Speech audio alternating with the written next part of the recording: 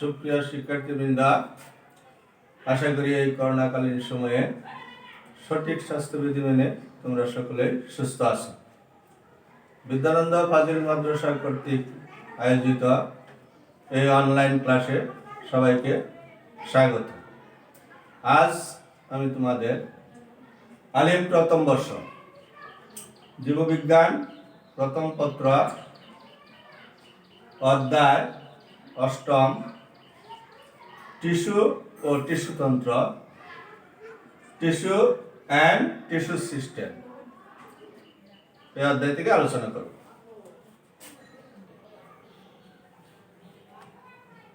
অষ্টম অধ্যায় টিস্যু ও টিস্যুতন্ত্র। একই আকৃতির কোষগুচ্ছ মিলিতভাবে একই কাজ করে, দেখা যাচ্ছে চিত্রে। একই উদ্ভিদ বা প্রাণীর একই স্থান থেকে তৈরি অংশ, এরা বিভাজনের মাধ্যমে জীব প্রতিনিয়ত আয়তনে বাড়তেছে। তো আজকের পাঠের বিষয় টিস্যু ও বাজক টিস্যু। শিকন ফল এই পাঠ শেষে তোমরা বলতে পারবে টিস্যু কাকে বলতে পারবে, বাজক টিস্যুর শ্রেণী বিভাগ করতে পারবে, টিস্যুতন্ত্রের সংজ্ঞা ও প্রকারভেদ করতে পারবে, এপিডার্মাল টিস্যুর সম্বন্ধে বিস্তারিত বলতে পারবে।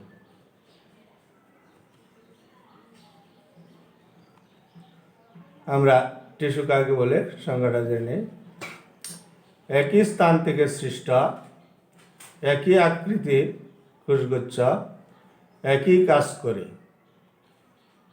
তাকে আমরা টিস্যু বলি। ফরাসি বিজ্ঞানী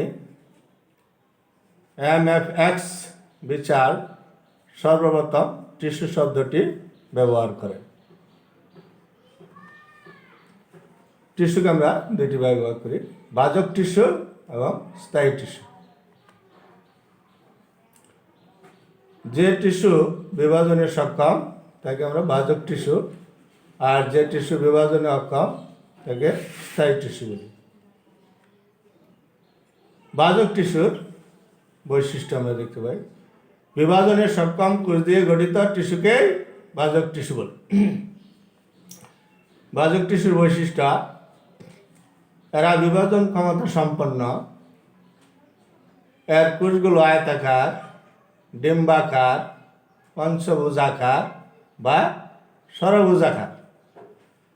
কোষগুলোর নিউক্লিয়াস অপেক্ষাকৃত বড় আকারের এবং সাইটোপ্লাজম ঘন। এদের কোষপ্রাচীর পাতলা, সেলুলোজ নির্মিত। কোষগুলোর মাঝে কোনো অন্তঃকোষীয় ফাঁকা থাকে না, কোনো কোষগহ্বর থাকে না, ঘন সাইটোপ্লাজম থাকে। এদের কোষীয় বিভাগের হার বেশি।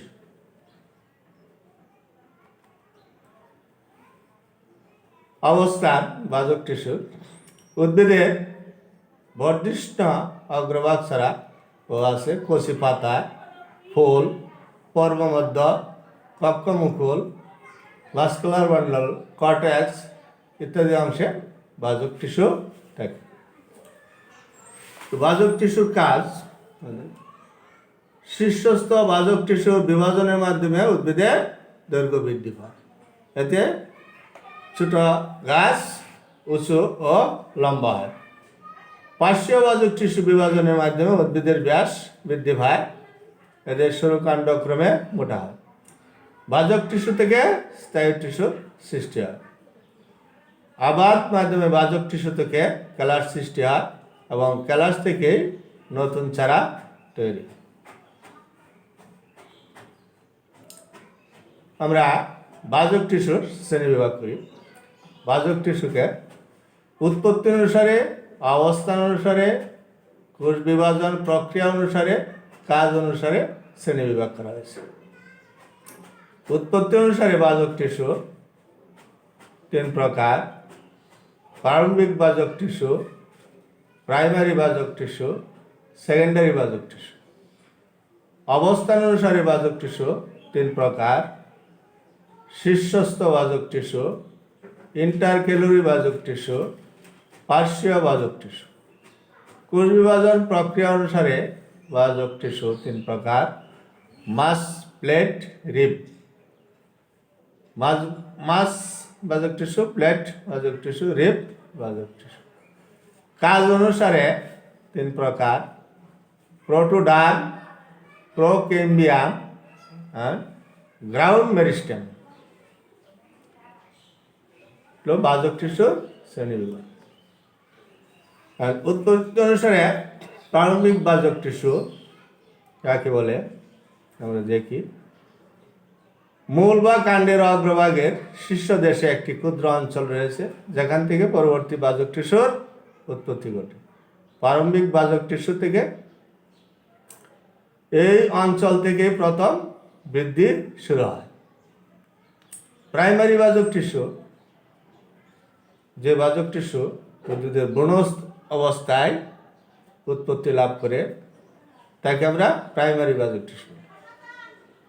এগুলো কোথায় অবস্থান করে? মূল বা কাণ্ডের শীর্ষে এগুলো অবস্থান করে। সেকেন্ডারি বাজক টিস্যু, যে বাজক টিস্যু কোনো স্থায়ী টিস্যু থেকে উৎপত্তি লাভ করে তাকে আমরা সেকেন্ডারি বাজক টিস্যু বলি। উদ্ভিদের ভ্রূণ অবস্থায় অনেক পরে সৃষ্টি হয়। তো কর্ক ক্যাম্বিয়াম সেকেন্ডারি বাজক টিস্যুর একটা উদাহরণ।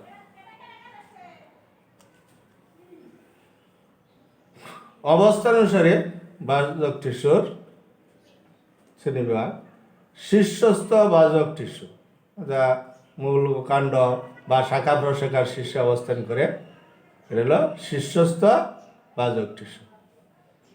ইন্টারক্যালোরি বা স্থায়ী মধ্যবাজক টিস্যু, এটা দুটি স্থায়ী টিস্যুর মধ্যে অবস্থিত। এই যে বাজক টিস্যুকে ইন্টারক্যালোরি বা স্থায়ী মধ্যবাজক টিস্যু বলে। পার্শ্বীয় বাজক টিস্যু, মূল বা কাণ্ডের পাশে বরাবরেরা লম্বালম্বিভাবে অবস্থান করে, এই টিস্যুকে পার্শ্বীয় বাজক টিস্যু বলছে।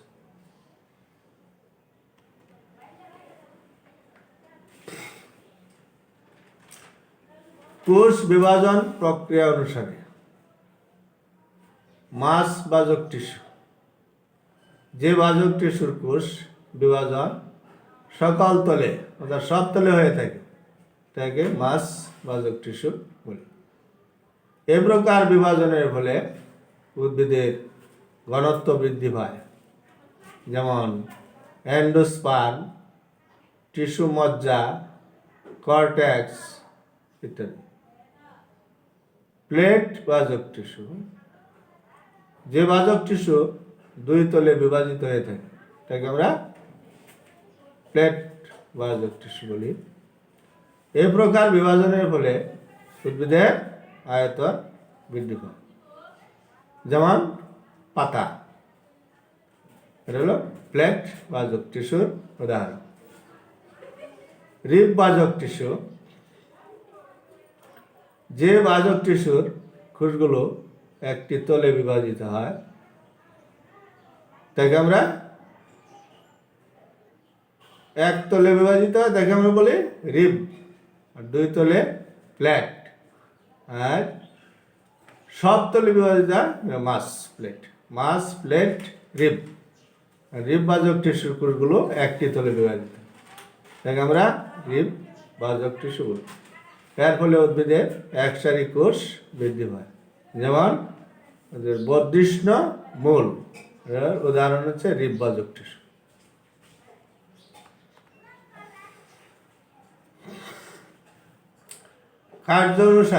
কাজ অনুসারে বাজক টিস্যুর শ্রেণীবিভাগ। প্রোটোডার্ম, বাজক টিস্যুর সবচেয়ে বাইরের স্তরকে আমরা কি বলি? প্রোটোডার্ম। মূল কাণ্ড ও এদের শাখা প্রশাখার ত্বক সৃষ্টি করা হলো প্রোটোডার্মের কাজ। প্রোকেম্বিয়াম, জাইলেম ও ফ্লোয়েম সৃষ্টিকারী বাজক টিস্যুকে বলা হয় প্রোক্যাম্বিয়াম। পরিবহন টিস্যু সৃষ্টি করায় এই প্রোক্যাম্বিয়ামের কাজ। গ্রাউন্ড মেরিস্টেম বা ভিত্তি টিস্যু। উদ্ভিদ দেহের কর্টেক্স, মজ্জারশ্মি সৃষ্টিকারী ভাজক টিস্যুকে গ্রাউন্ড মেরিস্টেম টিস্যু বলে।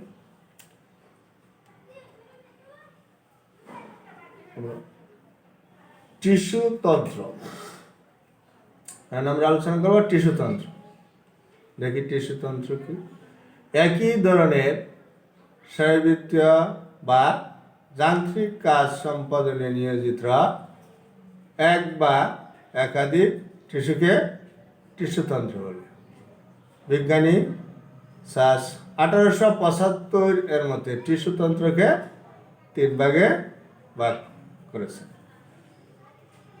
এক, এপিডার্মাল টিস্যুতন্ত্র, গ্রাউন্ড টিস্যুতন্ত্র, ভাস্কুলার টিস্যুতন্ত্র, 3 ভাগে বিভক্ত হয়েছে।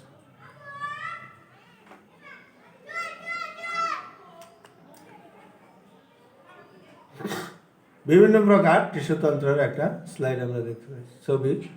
এপিডার্মাল টিস্যুতন্ত্র বাইরের দিকে, ত্বকীয় টিস্যুতন্ত্র, মাস্কুলার টিস্যুতন্ত্র, গ্রাউন্ড টিস্যুতন্ত্র। এপিডার্মাল টিস্যুতন্ত্র, ত্বক, হাত পায়ের ত্বক আমরা দেখতে পাচ্ছি, বাহ্য এপিডার্মিস বহিঃত্বক। এপিডার্মাল টিস্যুতন্ত্র যে টিস্যুতন্ত্র উদ্ভিদ অঙ্গের প্রাথমিক গঠন সৃষ্টিতে অংশগ্রহণ করে এবং উদ্ভিদ অঙ্গে বহিরাবরণ সৃষ্টি করে, তাইকে আমরা এপিডার্মাল টিস্যুতন্ত্র বলি। যেমন কাণ্ড, শাখা প্রশাখা, পাতা, মূল, ফুল, ফল ইত্যাদি এই টিস্যুতন্ত্রের অন্তর্ভুক্ত। এটা ঊর্ধ্বতল, নিম্নতল।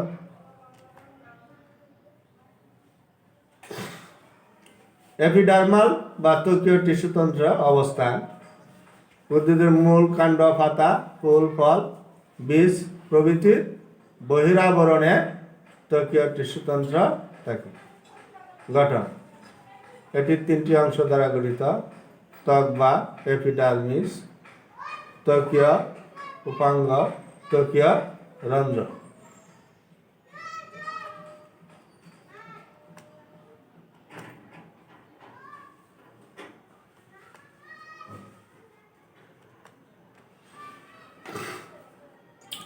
ত্বক বা এপিডার্মিস এর কোষগুলো জীবিত প্যারেনকাইমা দিয়ে গঠিত।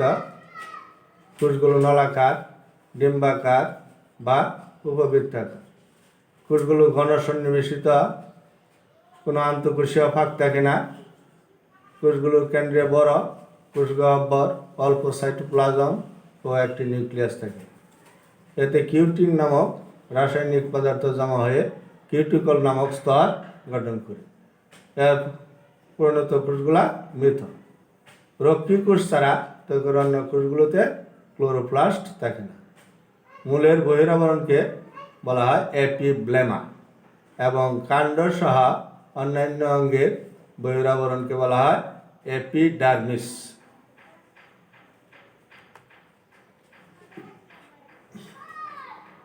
এপিডার্মিসের আমরা কতগুলো উপাঙ্গ দেখতে পাচ্ছি। ট্রাইকোম, এককোষী বা বহুকোষী শাখান্বিত বা শাখাহীন রোমকে বলা হয় ট্রাইকোম। মূলরোম এককোষী, কাণ্ডরোম বহুকোষী। শল্ক, আয়তাকার রোম হলে তাকে আমরা কি বলি? শল্ক।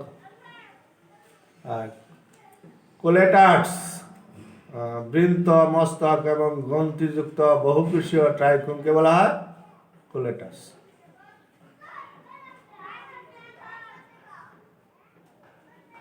ধ্বংসকরুম, এককোষী, লম্বা, সুচালু ও বিষাক্ত রসে পূর্ণ ট্রাইকোমকে বলা হয় ধ্বংসকরুম।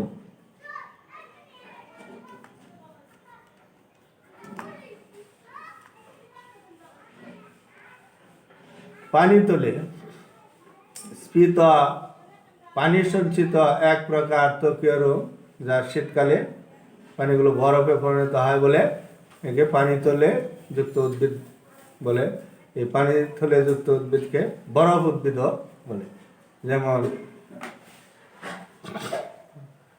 মেসেম ব্রায়ান্থেমাম, মেসেম ব্রায়ান্থেমাম একটু উদাহরণ, পানি থলে উদ্ভিদ।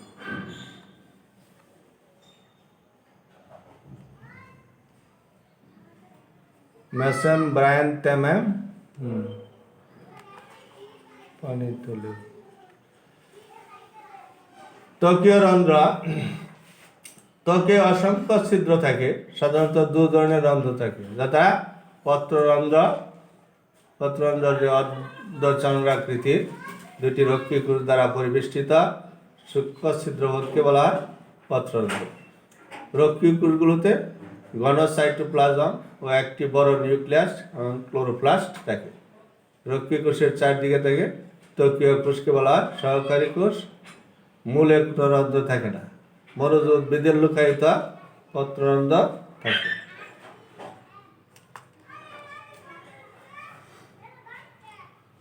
হাইডাতুট বা পানির রন্ধ্র।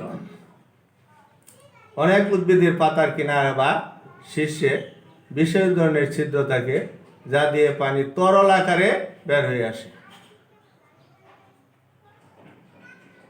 হাইডাতুট এটা তরল আকারে পানি বের হয়ে আসে। এসব রন্ধ্রকে হাইডাতুট বলে। এতে একটি গহ্বর থাকে এবং গহ্বরের নিচের দিকে এপিথেম নামক কোষ দিয়ে গঠিত। বিশেষ পরিস্থিতিতে উদ্ভিদ দেহের থেকে পানি এই রন্ধ্রের মাধ্যমে নির্গমন হয় বলে এই রন্ধ্রকে বলা হয় পানি রন্ধ্র। উদাহরণ হিসেবে বলা যায় টমেটো, কচু, ঘাস প্রভৃতি উদ্ভিদের এই হাইডাতুট বা পানি রন্ধ্র, পানি পত্ররন্ধ্র দেখা যায়।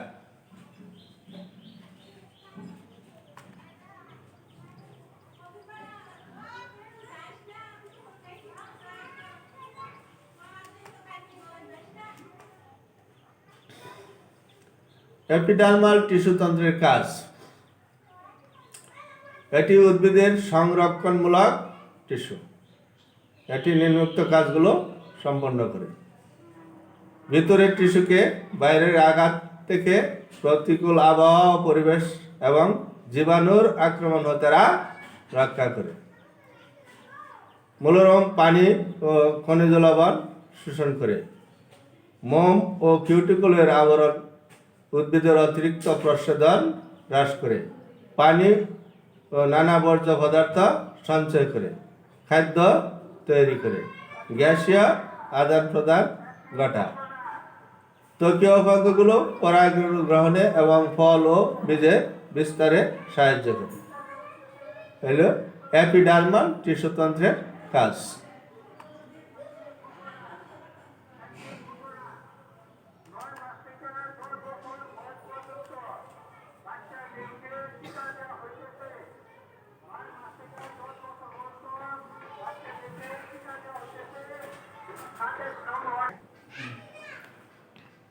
আজ এ পর্যন্তই। দেখা হবে আগামী ক্লাসে। ততদিন নিরাপদে থাকবে। খোদা হাফেজ।